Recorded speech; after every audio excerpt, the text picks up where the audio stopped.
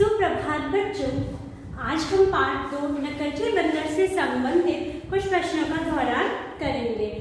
इससे पहले मैंने आपको इससे संबंधित मौखिक प्रश्नों का दोहरान कराया था और साथ में हमने कक्षा परीक्षण भी लिया था। तो बच्चों, आज हम इससे संबंधित और प्रश्नों का दोहरान करेंगे।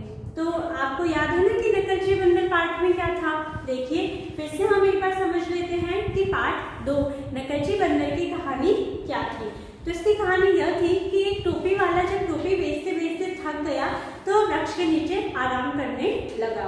और क्या हुआ, उस वृक्ष पर बहुत सारे बंदर रहते थे और उन्होंने क्या किया, उन्होंने टोपी वाले की टोपियां ले ली। और जब टोपी वाला सोकर जगा तो वह अपनी टोपी इधर उधर ढूंढने लगा और तब उसने देखा कि उसकी टोपियां तो बंदर के पास है। तो अपनी टोपियां लेने के लिए उसने क्या किया बच्चों, अपनी टोपियां लेने के लिए वो बंदर पर पत्थर फेंकने लग गया। परंतु जब बंदर इधर उधर टोपी लेकर भागने लगे तो वह रुक गया और उसने समझदारी से सोचा कि बंदर हमेशा दूसरों की नकल करते हैं। तो उसने क्या किया, तो उसने अपने सर की टोपी उतारकर नीचे फेंक दी। जैसा कि टोपी वाले को पता था कि बंदर हमेशा दूसरे व्यक्ति की नकल करते हैं, तो बंदरों ने भी टोपी वाले की नकल की और अपनी टोपियां उतारकर जमीन पर फेंक दी।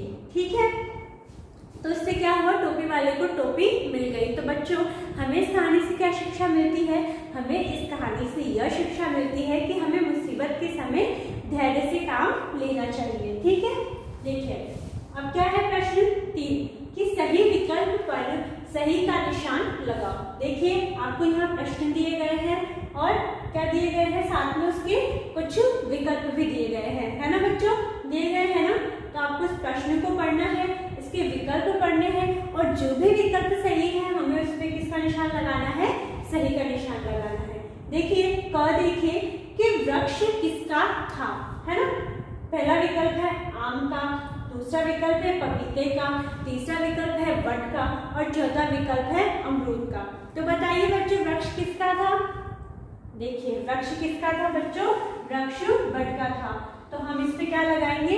हम इस पे सही का निशान लगाएंगे, क्योंकि हमें क्या करना था, हमें जो भी विकल्प सही है उस पे सही का निशान लगाना। तो पहले प्रश्न का सही विकल्प क्या है कि वृक्ष किसका था? तो वृक्ष वट का था। ठीक है, दूसरा देखिए, बंदर क्या ले गए? क्या ले गए थे बच्चों? देखो, पहला विकल्प है टोपी, दूसरा विकल्प है कुर्ता, तीसरा विकल्प है पायजामा और चौथा विकल्प है तौलिया। तो बच्चों बताओ, क्या ले गए थे? हमने क्या देखा था कि जब टोपी वाला सो रहा था तो बंदर क्या ले गए थे? बंदर टोपियां ले गए थे। तो हम यहाँ टोपी पर सही का निशान लगाएंगे। ठीक है, किस पे लगाएंगे? टोपी पर। क्यों? क्योंकि बंदर क्या ले गए थे? बंदर टोपी ले गए थे। ठीक है, इस प्रकार बच्चों हमने इन प्रश्नों का दोहरान किया।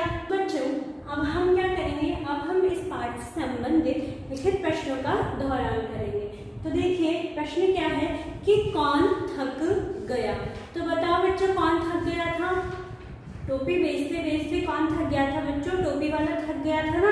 तो हम यहाँ इसका उत्तर क्या लिखेंगे? टोपी वाला थक गया। ठीक है, क्या आ गया इसका आंसर? टोपी वाला थक गया। कौन की जगह हमने क्या लिख दिया?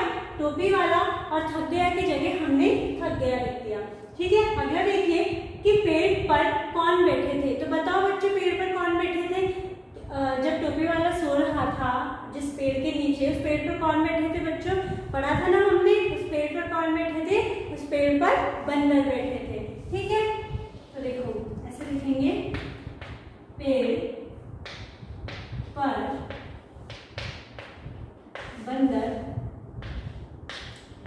बैठे थे। ठीक है, देखिए कौन की जगह हमने क्या लिख दिया? बंदर।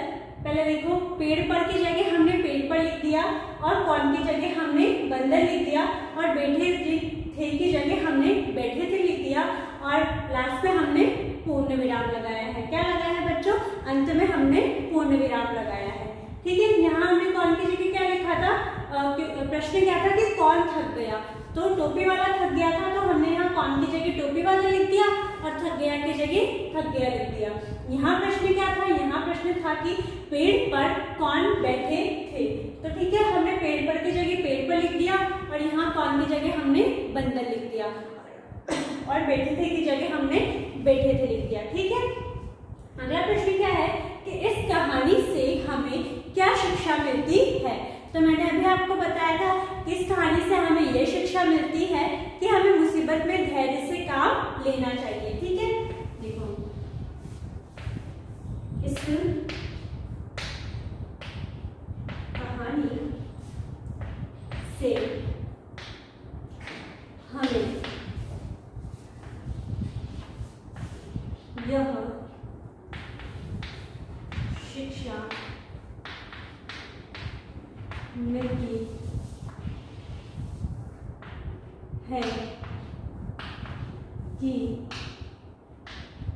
कि हमें